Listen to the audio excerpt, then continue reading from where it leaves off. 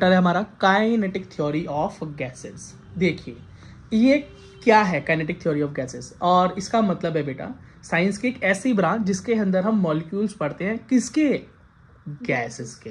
अच्छा, एक सवाल आ सकता है तुम्हारे दिमाग में, क्यों गैसेस की ही काइनेटिक थ्योरी पढ़ाई गई, सॉलिड की नहीं पढ़ाई गई या लिक्विड्स की नहीं पढ़ाई गई? गैस के मॉलिक्यूल्स बहुत दूर, क्योंकि बिल्कुल सही, क्योंकि गैस के मॉलिक्यूल का जो इंटर स्पेस है, इंटर मॉलिक्यूलर स्पेस है, बहुत ज्यादा है, बहुत दूर दूर है, और वही करते हैं रैंडम मोशन, करते ही रहते हैं, और काइनेटिक एनर्जी के अंदर रहते हैं, हमेशा काइनेटिक एनर्जी के फॉर्म, मतलब इधर उधर मूविंग रहते हैं। ठीक है, इतना आपको लिक्विड में या सॉलिड में तो बिल्कुल देखने को नहीं मिलता है, इसी वजह से काइनेटिक थ्योरी ऑफ गैसेस बनी है। ठीक है, बाकी मैंने इसको क्रमबद्ध तरीके से लिख भी दिया है, आप फोटो लेकर इन नोट्स का फायदा उठा सकते हैं।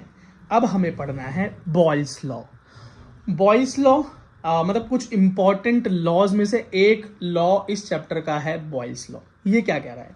बॉयल्स लॉ कह रहा है यदि टेम्परेचर कांस्टेंट है, मतलब यदि हम किसी गैस की स्टडी करें और उस गैस में जो टेम्परेचर है वो कांस्टेंट है, बढ़ नहीं रहा, जितना है उतना ही है, तो याद रखना उसका वॉल्यूम हमेशा उसके प्रेशर के इनवर्सली प्रोपोर्शनल होगा। इसका क्या मतलब हुआ? इसका ये मतलब हुआ कि यदि वॉल्यूम बढ़ता है तो प्रेशर घटता है, और प्रेशर यदि बढ़ता है तो वॉल्यूम घटता है। ठीक है, तो इस प्रोपोर्शनलिटी को हटाएंगे तो कांस्टेंट आएगा, प्रेशर नीचे डिवाइड में उधर जाकर मल्टीप्लाई, तो पीवी इक्वल्स टू कांस्टेंट, ऐसा भी लिख सकते हैं बॉयल्स लॉ को हम।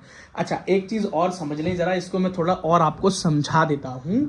ठीक है, समझाने का मतलब ये है कि यदि थोड़ा यहां पर मैं बिगाड़ने की कोशिश करता हूं। देखो, मान लीजिए कि आपके पास ये एक सिस्टम है, पिस्टन सिस्टम है, जो ऊपर से दबाया जा सकता है और या उठाया जा सकता है। अब यहाँ गैस मॉलिक्यूल्स हैं, गैस भरी हुई है, यदि मैं इसको दबा दूं नीचे की तरफ, प्रेशर ज्यादा, तो प्रेशर डाल दिया मैंने ऊपर से, क्या डाल दिया, प्रेशर बढ़ा दिया, तो क्या होगा, ये धीरे धीरे नीचे चला जाएगा, और ठीक है, तो गैस क्या हो गई, उसके मॉलिक्यूल और पास आते चले जाएंगे, मतलब देखो वॉल्यूम घट रहा है ना, वॉल्यूम घट रहा है, कंप्रेस हो रही है ना गैस, प्रेशर के बढ़ने से क्या हो रहा है, वॉल्यूम घट रहा है। और अगर मैं इस पिस्टन को खोलकर ऊपर ले जाऊंगा तो वॉल्यूम बढ़ जाएगा और प्रेशर घट जाएगा।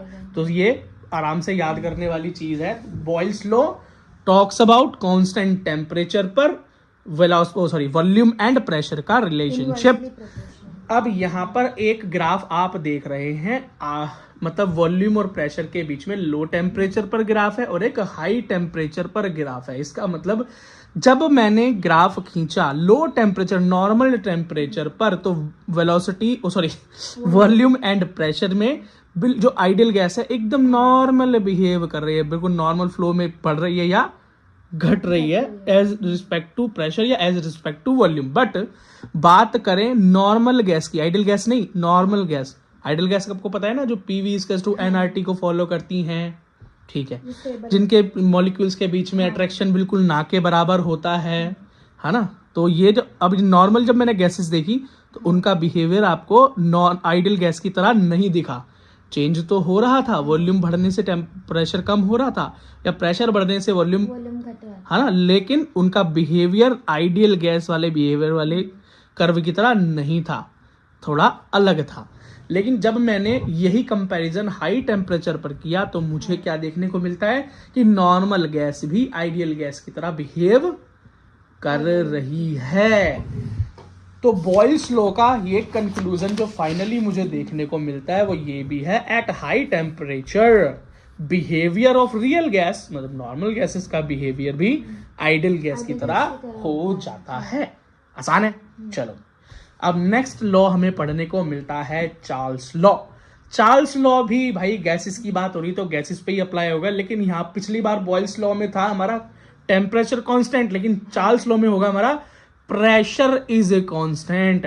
तो जो वॉल्यूम ऑफ गैस होगा वो डायरेक्टली प्रोपोर्शनल टू टेम्परेचर होगा, V is directly proportional to T। इसका मतलब है कि वॉल्यूम टेम्परेचर पर पूरी तरह से डिपेंड हो जाएगा। अगर वॉल्यूम बढ़ेगा तो टेम्परेचर बढ़ेगा, यानी टेम्परेचर बढ़ाने से वॉल्यूम भी बढ़ जाता है। इसको जरा हम समझते हैं। मान लीजिए आपने एक बर्तन में पानी को गैस पर रख दिया, हाँ, धीरे धीरे टेम्परेचर बढ़ेगा हम्म, तो ये उबलने लगेगा, हाँ, फिर ये भाप में कन्वर्ट हो जाएगा, वाष्पीकरण इसका होने लगेगा, वेपोराइजेशन होने लगेगा। तो एक बात देखो, जो वाटर यहां तक सीमित था अब वो वाटर आगे तक रीच कर रहा है और आगे फैल रहा है, बढ़ रहा है। फॉर्म तो चेंज हो ही रही है, खैर आप देख रहे हो कि वॉल्यूम में भी इंक्रीज हो रहा है। जो मतलब मैं एक एग्जांपल दे रहा हूँ है गैसेस का ही। अब इस गैसेस का देखो देखो, जितना ज्यादा इसको तुम गर्म करते जाओगे ये भाप उतना ही मैक्सिमम रीच तक पहुंचती जाएगी। या एक इससे भी आसान एग्जांपल दे देता हूँ, जब आप खाना बनाते हो घर पे, जब खाना गर्म होता है तो उसकी खुशबू दूर तक सूंघने में मिलती है और ठंडे खाने की खुशबू आपकी नाक तक, आपकी रसोई से नहीं पहुंचती, क्योंकि गर्म होने की वजह से जो उसके मॉलिक्यूल्स हैं गैस के, हवा के, वो ज्यादा एक्साइट होकर लंबी दूरी तय करते हैं, मतलब ज्यादा फैल जाते हैं। मैं ये समझाना चाह रहा हूँ, ठीक है ना। तो ये रिलेशन में मतलब एक एग्जाम्पल के थ्रू तुम्हारे दिमाग में डालना चाहता हूँ ताकि तुमको बाद में इसको रटना ना पड़े, तुम्हें याद ही हो जाए, ठीक है। जैसे मैंने पिस्टन वाला एग्जांपल बताया, उसे याद रखोगे तो प्रेशर वॉल्यूम का हमेशा याद रहेगा। अब मैंने जब ये वाला एग्जांपल आपको बता दिया या वो खाने वाला एग्जांपल बता दिया, और ये एग्जांपल्स जो है ये एग्जैक्टली 9th क्लास में मेंशन्ड है, ठीक है। और ये सवाल भी है कि गर्म खाने की खुशबू दूर तक कैसे आप तक पहुंच जाती है, ठीक है। अब इसी हिसाब से जैसे एक कर्व हमने पहले बनाया था, वॉल्यूम और टेम्परेचर के बीच का बनेगा, क्योंकि यहाँ वॉल्यूम और टेम्परेचर के बीच का रिलेशन है। तो हमने आइडियल गैस देखी तो बिल्कुल नॉर्मल बिहेव कर रही थी, लेकिन जैसे ही टेम्परेचर बढ़ा, देखो यहाँ पर टेम्परेचर बढ़ रहा है ना, यहाँ से यहाँ तक तो बढ़ेगा, इंक्रीज हो रहा है। जैसे ही टेम्परेचर बढ़ाया तो रियल गैसेस भी अब आइडियल गैसेस की तरह बिहेव करने लगती है। मतलब सीधी सी बात है कि अगर टेम्परेचर हाई हो तो रियल गैस भी आइडियल गैस की तरह बिहेवियर शो करती है। तो यही बॉयल्स लॉ भी कह रहा था और यही चार्ल्स लॉ भी कह रहा है, जो एंड उसका रिजल्ट निकल कर आता है। लेकिन बॉयल्स लॉ में टेम्परेचर कांस्टेंट रहता है और वॉल्यूम और प्रेशर के बीच में इनवर्स का रिलेशन है, और यहां पर प्रेशर कांस्टेंट होता है चार्ल्स लॉ में, और वॉल्यूम और टेम्परेचर के बीच में डायरेक्ट रिलेशन है। तो प्रोपोर्शनलिटी का साइन हटेगा तो कांस्टेंट आ जाएगा, कांस्टेंट यही रहेगा, टेम्परेचर मल्टीप्लाई तो डिवाइड में तो V/T इक्वल्स टू कांस्टेंट। अगर बॉयल्स लॉ और चार्ल्स लॉ को मैं Boyle's law and Charles law को मैं जोड़ दूं, कंबाइंड कर दूं, तो मुझे क्या निकल कर मिलता है? Pressure volume by temperature equals to constant. यही तो मिलेगा, दोनों को मैंने कंबाइंड कर दिया तो मुझे ये मिला, बात खत्म। अगर कोई हाँ लॉज है और क्वेश्चंस निकलते हैं, ठीक है।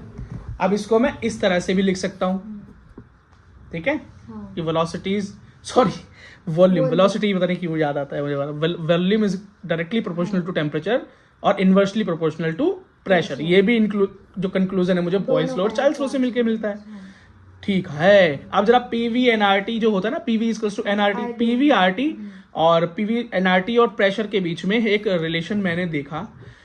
तब मैंने देखा भैया, जैसे जैसे आप temperature first second third temperature को बढ़ाते जाते हैं तो सीधी सी बात है कि रियल गैस आइडियल गैस को अप्रोच करने लगती है। कब? जैसे जैसे प्रेशर घटता जाता है और टेम्परेचर बढ़ता जाता है। तो ये दोनों बातें तो मैं सीख चुका हूं पहले। इस बात को तो मैं खास तौर पर जानता ही हूँ बॉयल्स लॉ और चार्ल्स लॉ की कृपा से, कि भैया रियल गैसेस का टेम्परेचर बढ़ा दिया जाए तो आइडियल गैस की तरह बिहेवियर करने लगती हैं। अब एक और चीज मुझे देखने को मिलती है इस ग्राफ के कंपैरिजन से, कि भैया लो प्रेशर, मतलब अगर प्रेशर को कम कर दूं, प्रेशर को तो भी हम रियल गैस से आइडियल गैस के बिहेवियर की तरफ पहुंच सकते हैं, ठीक है। इजी है भाई ये चैप्टर, बिल्कुल। मतलब हाई लो दोनों में, मतलब high temperature and low pressure, ठीक है ना। चलो, अब एवोगैड्रोस हाइपोथेसिस क्या है ये जरा समझ लें। ये बोल रहा है, एवोगैड्रो का हाइपोथेसिस बोल रहा है, this low state that same pressure same temperature, अगर प्रेशर और टेम्परेचर इक्वल हो, सेम हो, मतलब मान लो एक गैस ये रही, एक गैस ये रही, दो अलग, यहाँ पर हाइड्रोजन है और यहाँ पर है हमारी ऑक्सीजन गैस, ठीक है, ये मान के चलो। तो अगर यहाँ पर प्रेशर भी इक्वल है, सेम प्रेशर है कोई, और यहाँ पर टेम्परेचर भी दोनों का बराबर हो, तो याद रखना कि दोनों के नंबर ऑफ मॉलिक्यूल्स भी हमेशा सेम होंगे। और हर गैस पे काम आता है, हर गैस पे, याद रखना, हर गैस पे एवोगैड्रोस हाइपोथेसिस काम आती है और अप्लाई होती है, और ये बहुत इंपॉर्टेंट भी है। ठीक है ना। बस कई लोग ये भी बोल सकते हैं भाई ऑक्सीजन का मॉलिक्यूल का साइज और हाइड्रोजन का साइज में तो डिफरेंस होगा, इसका एटॉमिक नंबर देखो एक ही है, इसका एटॉमिक नंबर देखो, है ना, तो इसका साइज तो बड़ा होगा, इसका साइज छोटा होगा, तो दोनों का ये कैसे हो सकता है, सेम मॉलिक्यूल कैसे हो सकते हैं। अरे भाई गैस के बीच में पता है कितना गैप होता है, गैसेस के मॉलिक्यूल के बीच में इतना गैप होता है कि जो मॉलिक्यूल का साइज है वो कंसीडर भी नहीं करते, ठीक है ना। चलो अगला है भाई गे-लुसेक्स लॉ, और ये भी इंपॉर्टेंट है। ये कहता है, गे-लुसेक बोलते हैं एट कांस्टेंट वॉल्यूम। देखो अब तक हमने क्या पढ़ा था, बॉयल्स लॉ, चार्ल्स लॉ। एक में क्या किया, टेम्परेचर कांस्टेंट किया, दूसरे ने क्या किया, वॉल्यूम को कांस्टेंट किया, अब तीसरे ने प्रेशर को कांस्टेंट किया, है ना, अब तीसरे ने बचे हुए वॉल्यूम को कांस्टेंट कर दिया। अब इसने कहा अब देखते हैं प्रेशर और टेम्परेचर के बीच में क्या रिलेशन है। तो यहां पर भी जो हमारा रिलेशन निकल कर आता है वो भी डायरेक्टली प्रोपोर्शनल ही निकल कर आता है, टेम्परेचर और वॉल्यूम में था। हाँ ठीक है। तो बस अभी गे-लुसेक ने ये थर्ड जो बचा हुआ गैप था उसको फिल करते हुए बोला कि भैया प्रेशर और टेम्परेचर के बीच का रिलेशन निकालोगे तो वो भी डायरेक्टली प्रोपोर्शनल ही होगा। ये दोनों लो तो भैया इसमें लिए फर्स्ट। हाँ अब भैया प्रोपोर्शनलिटी का साइन हटाएंगे तो कांस्टेंट आ जाएगा, और टेम्परेचर मल्टीप्लाई नीचे जाएगा तो पीटी इक्वल्स टू कांस्टेंट हो जाएगा। ये हो गया हमारा गे-लुसेक्स लॉ, ठीक है। अब बेटा कुछ एजम्पशंस हैं, कुछ चीजें हैं जो हमें हमेशा याद रखनी चाहिए गैसेस के केसेस में। पहली बात, gas molecules are perfectly rigid and elastic. ये भैया बड़ा इलास्टिक बिहेवियर दिखाते हैं। They are identical in all respect for a given gas, मतलब किसी एक गिवन गैस के लिए उसके सारे मॉलिक्यूल एक जैसे ही होंगे। मैं ऑक्सीजन की बात करूं तो उसमें चाहे ऑक्सीजन के कितने ही मॉलिक्यूल हो तो वो सारे एक जैसे ही होंगे। ऐसा नहीं होगा ऑक्सीजन के कुछ मॉलिक्यूल छोटे हैं कुछ बड़े, नहीं नहीं, सब बराबर होंगे, ठीक है। अगला, अब the size of molecule is negligible. जैसे मैंने आपको बताया अभी, इससे पहले कंपैरिजन मैंने एक बताया था कि भाई मॉलिक्यूल का क्या साइज है गैस का, वो बिल्कुल नेग्लिजिबल ही मान के चलते हैं उसे, क्योंकि दो मॉलिक्यूल्स के बीच का डिस्टेंस ही बहुत ज्यादा है। The molecule in state of continuous random motion moving in all possible direction. इसका मतलब गैस के मॉलिक्यूल हमेशा मूविंग रहते हैं, काइनेटिक एनर्जी में एक्टिव रहते हैं, और भैया इधर उधर हर डायरेक्शन में घूमते फिरते रहते हैं। During random motion molecule collide with in another with the wall of container. इसका मतलब है जिस भी कंटेनर में रखोगे वो या तो उस कंटेनर की वॉल से हमेशा टकराते रहेंगे, मतलब उस पर हर दिशा से प्रेशर डालते रहेंगे। याद रखना कि अगर किसी कंटेनर के अंदर, मान लो हमारे सिलेंडर है, ये घर का सिलेंडर, उसमें अगर गैस भरी है तो वो गैस ऐसा नहीं है यहाँ पर प्रेशर सब जगह इक्वल प्रेशर डाल रही होगी। अरे बलून का एग्जाम्पल ले लो, बलून है मान लो, उसमें अगर गैस भरी है तो वो चारों तरफ, जब भी तो उसको गोल बना देती है, वो चारों तरफ उस पर प्रेशर डाल रही होती है। जिस भी एंगल से फाड़ोगे उसी जगह से सेम प्रेशर निकलेगा। ऐसा नहीं है गुब्बारे में यहाँ छेद करोगे तो स्पीड तेज निकलेगी और यहाँ से फाड़ोगे तो स्पीड कम निकलेगी गैस की। बराबर पूरे सब जगह पर बराबर ही प्रेशर डाला जाता है, ठीक है। अगर कोई दो मॉलिक्यूल या तीन मॉलिक्यूल जो भी आपस में टकराए वो हमेशा इलास्टिक मोशन दिखाएंगे, जैसे टकराएंगे और वैसे ही वापस चले जाएंगे, है ना। अच्छा, between two collision molecule move in straight line, और याद रखना टकराकर हमेशा स्ट्रेट लाइन में जाते हैं, मतलब जिस डायरेक्शन में टकराएंगे उसकी ठीक अपोजिट डायरेक्शन में भाग जाएंगे। अब कॉलिजन कितना भी होता रहे उनकी डेंसिटी में कोई फर्क नहीं पड़ता है। खैर ये चीजें बस इसलिए बताई जा रही हैं कि आपको याद रहे। अब एक चीज जरा याद रख लो, obtaining the expression for pressure exerted by ideal gas. अब हमको ये जानना है कि भैया आइडियल गैस जो है वो कितना प्रेशर डालती है, चाहे कंटेनर की वॉल पे या किसी भी चीज पे। जब हम निकालने की कोशिश करें तो हमें एक फॉर्मूला चाहिए जो हमें ये बता सके कि भैया आइडियल गैस कितना प्रेशर एक्सर्ट करती है। तो इससे पहले जरा ये RMS वैल्यू के बारे में समझ लो। क्यों जी? क्योंकि आपको पता है भाई गैस के तो बहुत सारे मॉलिक्यूल्स इधर उधर हर दिशा में मोशन कर रहे हैं। आइडियल गैस का एग्जांपल क्या है?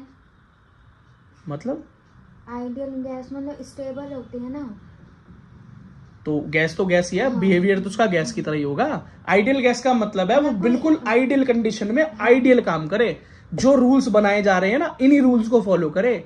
अगर वो बॉयल्स लॉ है तो बॉयल्स लॉ को भी फॉलो कर रही है, बिल्कुल चार्ल्स लॉ को भी फॉलो कर रही है, ठीक है। गे-लुसेक के लॉ को भी पूरा फॉलो कर रही है, एवोगाड्रो के हाइपोथेसिस भी पूरी तरह फॉलो कर रही है। कोई डिस्ट्रैक्शन दिखाई नहीं दे रही।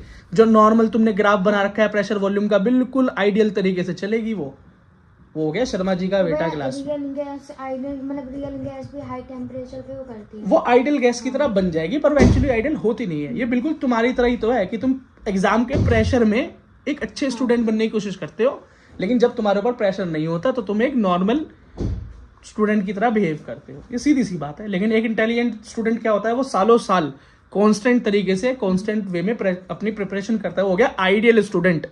लेकिन तुम आइडियल स्टूडेंट कब बनते हो, जब सामने एग्जाम होता है, तो फिर तुम आइडियली घर पे पढ़ाई करते हो। वैसे तो अगर तुमसे बोल दे भैया एक चैप्टर एक दिन में करना है, तो बोलोगे हाय दैया तोबा, कैसे होगा, हो ही नहीं सकता। लेकिन जब अगले दिन पेपर हो तो तुम एक दिन में एक चैप्टर नहीं, एक दिन में मल्टीपल चैप्टर्स कर जाते हो। अब वो शक्ति तुम्हारे अंदर कहाँ से आती है, वो शक्ति तुम्हारे अंदर है पर तुम उसे पहचानते नहीं हो। तो रियल गैसेस भी हाई टेम्परेचर पे और लो प्रेशर पे ये काम करती है। चलो अच्छा याद रखना, तुम्हारे ऊपर प्रेशर बढ़ने पे, तो तुम्हारा जब प्रेशर बढ़ेगा तो तुम आइडियल स्टूडेंट बन जाओगे। तुम्हारा प्रेशर के साथ रिलेशन कैसा है, डायरेक्टली प्रोपोर्शनल। ठीक है चलो अब ये देखो जरा बेटा, गैसेस के बहुत सारे मॉलिक्यूल्स रैंडम दिशा में अलग अलग तरह का मोशन कर रहे हैं। तो भाई एक स्पीड तय करना बहुत मुश्किल है। अगर मैं बात करूं कि भैया इस गैस के मॉलिक्यूल की स्पीड बताओ, वेलोसिटी बताओ, तो बहुत मुश्किल है, क्योंकि मल्टीपल या n number of molecules n number of दिशा में एन नंबर ऑफ दिशा का काइनेटिक मोशन कर रहे हैं। तो हम क्या करते हैं भैया, हम रूट मीन स्क्वायर वेलोसिटी निकालते हैं। रूट मीन स्क्वायर का मतलब है कि इन सब का मीन कर लेते हैं और उसका रूट कर देते हैं। नंबर ऑफ मॉलिक्यूल जो भी रखा हो वो, और फर्स्ट की वेलोसिटी, सेकंड की वेलोसिटी, थर्ड की वेलोसिटी, एन नंबर ऑफ जितने भी एन नंबर है उसका स्क्वायर करके टोटल का क्या कर देते हैं, रूट। इसको बोलते हैं रूट मीन स्क्वायर वेलोसिटी। इसी का यूज करके बेटा प्रेशर का फॉर्मूला भी निकलेगा। वेलोसिटी, हाँ अब वेलोसिटी का यूज करके ही प्रेशर का फॉर्मूला भी आगे जाकर निकलेगा आपका, ठीक है ना। तो कहीं पर अगर ये लिखा हुआ मिल जाए शॉर्टकट में, आरएमएस लिखा मिल जाए, शॉर्टकट में आरएमएस लिखा मिल जाए, तो समझ लेना root mean square. Root mean square कैसे निकलता है, ऐसे निकलता है, मीन लेकर रूट कर देते हैं, और यार ना स्क्वायर भी करते हैं, है ना, स्क्वायर करके स्क्वायर का भी स्क्वायर रूट करते हैं, बाद में कटे जाए, है ना। तो ये याद रखना, क्योंकि क्वेश्चन करते हुए तुमको यही काम आएगा। और रूट मीन स्क्वायर तो कोई बता देगा, पर करते क्या है रूट मीन स्क्वायर में भी तो पता होना चाहिए। चलो जी, अब उसको ऑब्टेन करने के लिए हमने मान लिया भाई इनिशियल स्पीड u, ठीक है, मास m, इनिशियल स्टेट, ये फाइनल प्रेशर, ये इनिशियल प्रेशर, दोनों प्रेशर मान लिए। प्रेशर के बीच का डिफरेंस निकाल लिया, तो डेल्टा p निकल कर आया 2mu x डायरेक्शन में मोशन मान के चल रहे हैं कि x प्लेन में मोशन हो रही है। ये हो गया हमारा x प्लेन और ये हो गया हमारा y प्लेन। तो जाते हुए पॉजिटिव और आते हुए नेगेटिव, ठीक है ना, यही तो होता है मोशन। तो एक तरफ पॉजिटिव और एक तरफ नेगेटिव, तो ये निकल कर आ गया। ठीक है, अब फोर्स की बात करें तो बताइए rate of change of momentum, momentum में चेंज हो रहा है, मतलब momentum change in momentum per unit time. ठीक है भाई, तो अब प्रेशर, ठीक है ना, हाँ बस।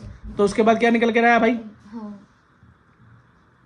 अब जो तुमने प्रेशर ऊपर निकाला है उसको तुमने यहाँ पुट कर दिया। ठीक है, ये एक रैंडम डेरिवेशन है। एंड फॉर्मूले को निकालने के लिए देखना है देख लो, नहीं देखना मत देखो। इसको ज्यादा टेंशन में लेने की जरूरत नहीं है, क्योंकि इसका एक एंड रिजल्ट निकलना है जो तुम्हें याद होना जरूरी है। मतलब एक फाइनल फॉर्मूला जो प्रेशर का है वो तुम्हें याद होना जरूरी है। तो कैसे हुआ, बस ये मैं तुम्हें दिखा रहा हूं। अब यहाँ पर मैंने वैल्यू डाल दी, ठीक है भाई, अभी जरा वैल्यू को कर लिया।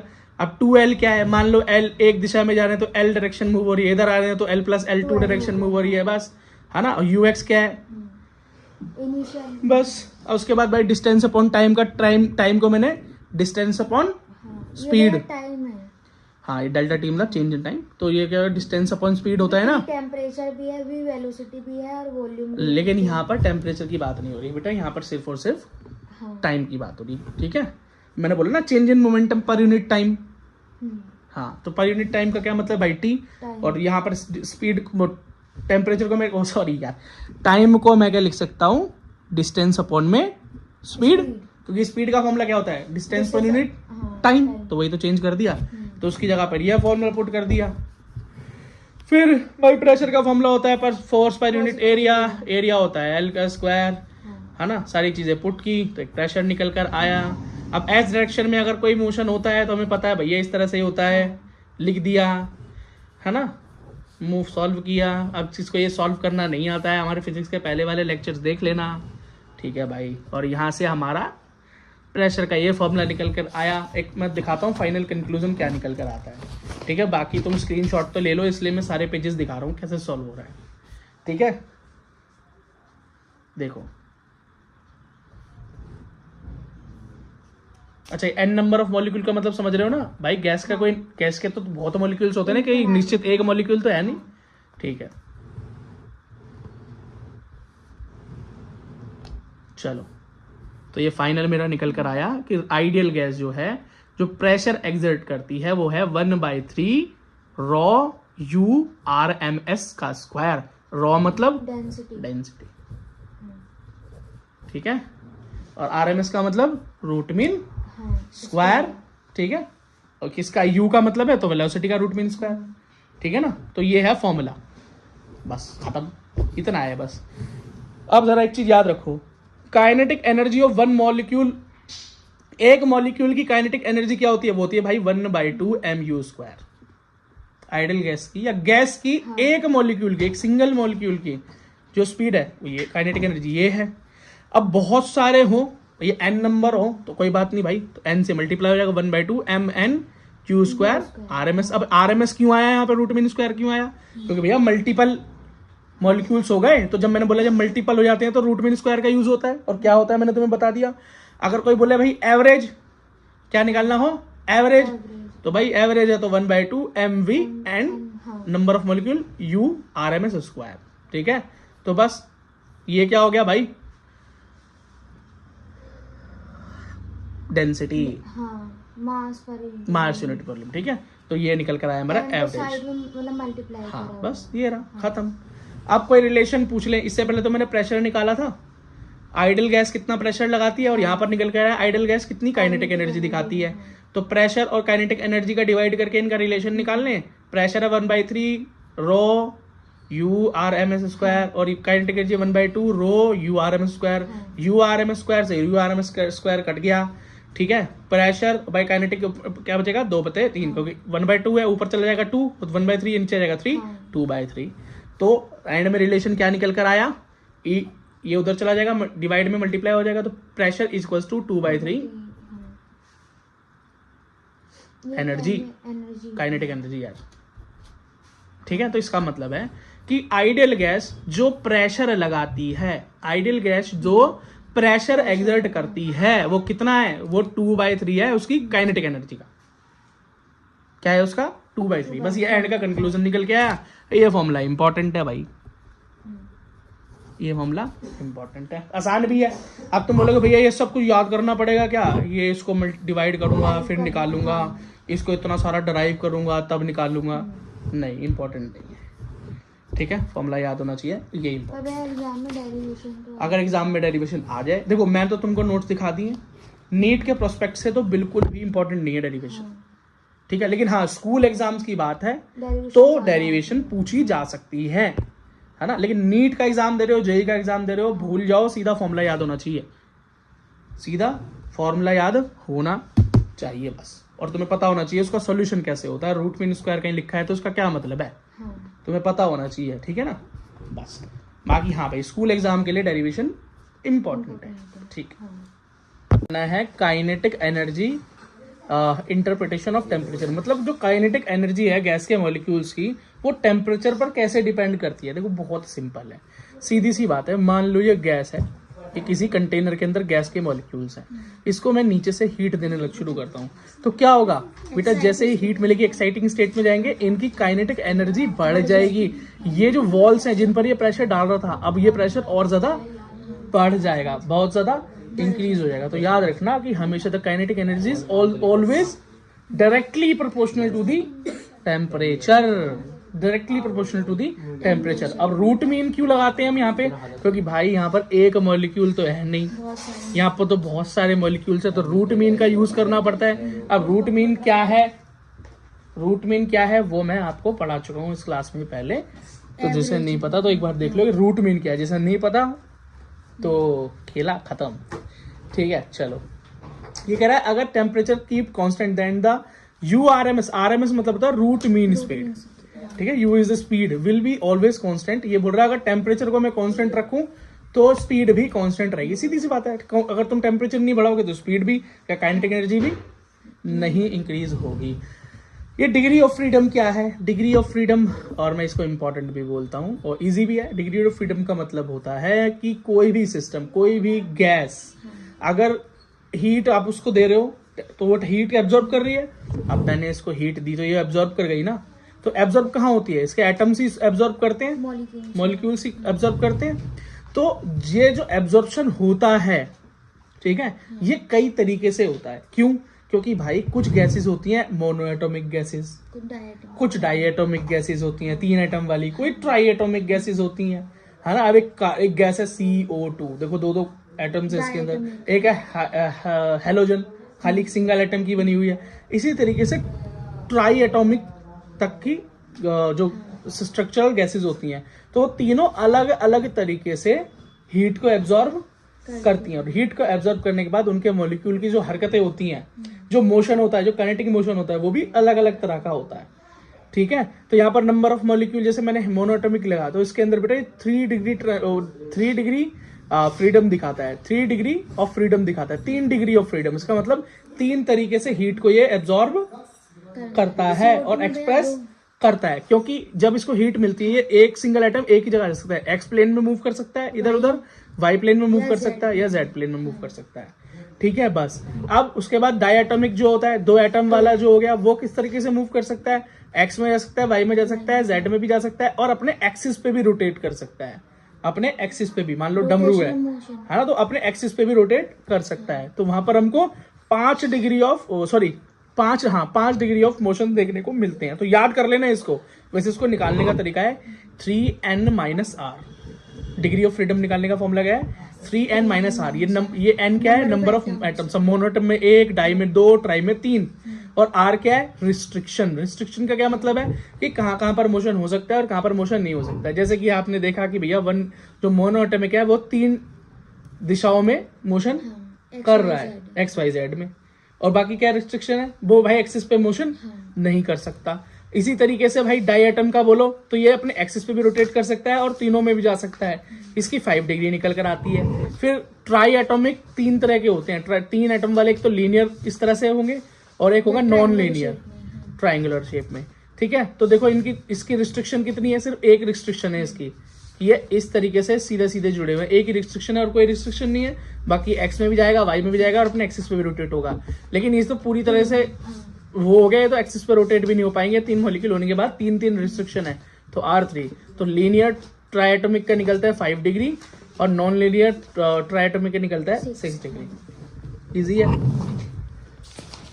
चलो इसी तरीके से बेटा हम देखते हैं इंटरनल एनर्जी ऑफ मॉलिक्यूल। किसी मॉलिक्यूल की इंटरनल एनर्जी। और आपको पता है इंटरनल एनर्जी क्या होती है? जब हम जब काइनेटिक और पोटेंशियल दोनों एनर्जीज, मान लो ये वही कंटेनर, इसके अंदर हमारे एटम्स हैं, गैस भरी हुई है, तो ये जो काइनेटिक मोशन कर रहे हैं वो, और जो इनके बीच में पोटेंशियल एनर्जी है, आइडियल गैस के केस में पोटेंशियल एनर्जी एकदम 0 कंसीडर करते हैं हम, ठीक है। तो इन दोनों एनर्जी को मैं कंबाइन कर लूं तो वो क्या हो जाती है? मेरी इंटरनल एनर्जी हो जाती है। और याद रखना, अगर टेम्परेचर बढ़ाऊंगा तो इंटरनल एनर्जी अपने आप बढ़ जाती है, क्योंकि काइनेटिक एनर्जी बढ़ती है तो भाई इंटरनल एनर्जी बढ़ जाएगी। इसे निकालने का फॉर्मूला है E=NFRT/2। F क्या है यहाँ पर? Degree of freedom. क्या है? Degree of freedom. और N क्या है? Number of mole. तो नंबर ऑफ मोल, तो 1 मोल ले लिया मैंने N, तो बस F अगर मोनोएटॉमिक केस में कैलकुलेट करें तो degree of freedom 3, number of mole 1। अब फिक्स, बिल्कुल फिक्स है, ठीक है। तो याद ही कर लो इन्हें। तो मतलब इन्हें बार बार काउंट क्या करोगे, कैलकुलेट क्या करोगे, एकदम याद रखो ना, एकदम याद रखो, ठीक है। तो भाई N और F की प्लेस पे हमने नंबर डाले और हमारे पास इंटरनल एनर्जी आ गई मोनोएटॉमिक की। डाइएटॉमिक के केस में N1 डिग्री ऑफ फ्रीडम 5, ठीक है, हमारे पास इंटरनल एनर्जी आ गई। और ट्राइएटॉमिक 2 केसेस हैं, लीनियर और नॉन लीनियर। तो लीनियर के केस में आया 7 और नॉन लीनियर के केस में आया 6RT/2। 2 से 3 गया तो 3RT हो गया। अब 3RT याद कर लेना, ज्यादा बेहतर है,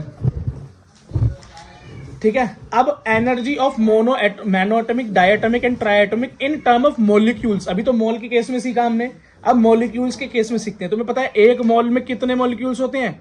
एवोगैड्रो नंबर के पर N, हाँ 6.023 10⁻23 मॉलिक्यूल्स के बराबर होते हैं ना। तो बस हमको यहाँ पर मॉलिक्यूल रखना है, मोल के स्थान पर सब कुछ सेम टू सेम रहेगा ना। ये DOF या खाली F का मतलब होता है डिग्री ऑफ फ्रीडम। अब मोनोएटॉमिक के लिए कितना है? 3। एक मॉलिक्यूल में नंबर ऑफ, मतलब 1 मोल में कितना निकालना है हमको? तो हमें पता है 1 मोल में होता है नंबर ऑफ मॉलिक्यूल इतने।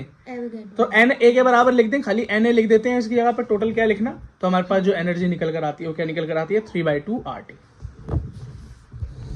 याद कर लेना। चलो, और डायएटॉमिक के केस में जब हमने फाइंड आउट किया तो तो निकला 5/2 RT। और ट्राइएटमिक के केस में आप घर से करना, सारा मैं बता दूंगा क्या, एक तुम करना। चलो अब लॉ ऑफ इक्विपार्टीशन क्या है, ये लॉ क्या कहता है, ये सिर्फ ये बोल रहा है भैया the state in that any dynamic system in the thermal equilibrium. इसका मतलब कोई सिस्टम है जो थर्मल इक्विलिब्रियम में है, मतलब अब कोई हीट उसमें नहीं जा रही, कोई हीट उससे बाहर नहीं जा रही, तो याद रखना उसके अंदर जो पार्टिकल्स हैं, जो एटम्स घूम रहे हैं, गैस मान लो, या वही अपना सेम एग्जांपल जिसको लेके चल रहे हैं, इसको हमने हीट किया, अब ये इक्विलिब्रियम में, अब इसके अंदर ना हीट जा रही है, ना इससे हीट बाहर आ रही है, ना ही इसके अंदर हीट जा रही है, इक्विलिब्रियम में है, मतलब ये स्टेबल स्टेट पे है। तो अंदर जो भी एनर्जी गई है वो ऐसा नहीं कि पर्टिकुलर कुछ ही एटम्स के पास होगी, सबके पास इक्वली डिस्ट्रीब्यूट होगी, यही है इक्विपार्टीशन का लॉ। अब भाई ये तो अलग अलग तरीके का मोशन करते हैं एटम्स, कोई तो भाई ट्रांजिशनल मोशन कर रहा होगा, कोई रोटेशनल कर रहा होगा, कोई वाइब्रेट, कितना कुछ भी कर रहा हो, एनर्जी सबके पास इक्वल डिस्ट्रीब्यूट होगी। कितनी होगी 1/2 kb इंटू टी। केबी क्या है, ठीक है, कांस्टेंट। हाँ बस खत्म। अब देखो नेक्स्ट है भाई Maxwell distribution of molecular speed. इसका क्या मतलब है, ये बोल रहा है भाई मैक्सवेल नाम के साइंटिस्ट ने एक बार ट्राई किया कि गैस के मॉलिक्यूल्स की स्पीड को फाइंड आउट करूं, लेकिन प्रॉब्लम क्या है, प्रॉब्लम ये है कि भाई गैस के बहुत सारे मॉलिक्यूल्स हैं, हर मॉलिक्यूल की कोई स्पीड है, कोई ज्यादा है, कोई कम है, कोई कोलिजन कर रहा है, कोई टकरा कर वापस जा रहा है, कोई टकराने जा रहा है, कोई सरफेस पर टकरा रहा है, कोई सरफेस से टकरा रहा है, हर किसी की अपनी अलग अलग स्पीड हो रही है, अंदर काइनेटिक एनर्जी हो रही है। तो एक पर्टिकुलर एटम अगर मैंने बीच में से निकाल लिया और पूछा कि इसकी स्पीड कितनी है, तो तुम बोलोगे अरे भैया बड़ा खतरनाक न्यूमेरिकल बनेगा, तो टेंशन मतलब इससे कोई न्यूमेरिकल नहीं आता, सिर्फ थ्योरी पढ़नी होती है आपको इस पर्टिकुलर टॉपिक की। ठीक है, तो उन्होंने ट्राई किया और ये ग्राफ के साथ वो सामने आए, उन्होंने बोला कि भाई मैं पूरे का लेता हूं एवरेज, क्या लेता हूं, एवरेज स्पीड लेता हूं, और जो मैक्सिमम नंबर ऑफ मॉलिक्यूल्स की स्पीड आती है उसी को मैं आइडियल स्पीड कंसीडर कर लेता हूं। बस समझ में आ गई, बस बात खत्म, इतनी सी बात थी। ठीक है, अब ये बोल रहा है at any temperature speed of molecule varies from 0 to infinity। वो बोल रहा है किसी भी टेम्परेचर पर, जैसे मतलब बोलेंगे अलग अलग स्पीड हो सकती है मॉलिक्यूल्स की, गैस के मॉलिक्यूल्स की, क्योंकि वो अलग अलग ओरिएंटेशन, अलग अलग कंडीशन में, कोई टकरा रहा है, कोई टकरा कर वापस जा रहा है ना, कोई पास है, कोई दूर है, अलग अलग position. The area of shaded region, the number of molecules whose velocity is between v plus dv, मतलब dv मतलब बहुत स्मॉल वेलोसिटी और एरिया, जो शेडेड एरिया मैंने अभी आपको ग्राफ में दिखाया था।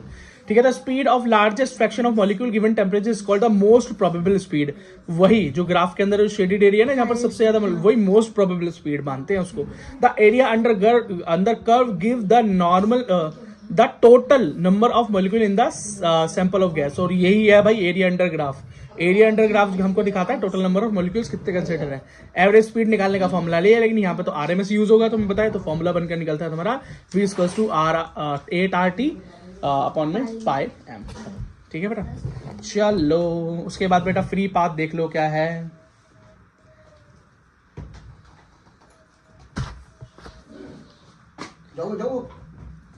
ठीक ठीक है बेटा, अब फ्री पाथ देख लो। It is the distance between two successive collision between molecules. मतलब फ्री पाथ का मतलब है कि भाई ये मॉलिक्यूल्स हैं दो, आपस में टकराए, कोलाइड हुए और रिफ्लेक्ट हुए और फिर आगे टकराए, तो इन दोनों के बीच का जो डिस्टेंस है वही हमारा फ्री पाथ है। अब मेन फ्री पाथ क्या है, it is the average distance travel by molecule between two successive collision. Average निकाल देंगे उस डिस्टेंस का तो हमारा मेन फ्री पाथ हो जाएगा। बस इसे निकालने का फॉर्मूला ये है। थैंक यू, सब्सक्राइब मारो, लाइक मारो, धन्यवाद।